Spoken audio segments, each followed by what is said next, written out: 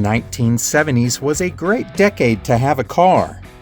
The earlier part of the decade was still seeing muscle cars being produced.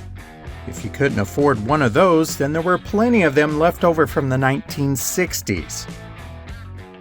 The first oil crisis occurred in 1973, and it affected the car industry, and it led to less powerful muscle cars. But the interesting thing about 1970s cars is that they continued to stay big. Kids today may refer to them as land yachts, but they had plenty of style and character. If you were worried about the oil crisis or the gas shortage, then perhaps you got one of the smaller cars that were out on the market. The Mustang II was much smaller than previous models, and there was also the Pinto or the Gremlin that you could have, as well as the ever-popular Volkswagen Beetle.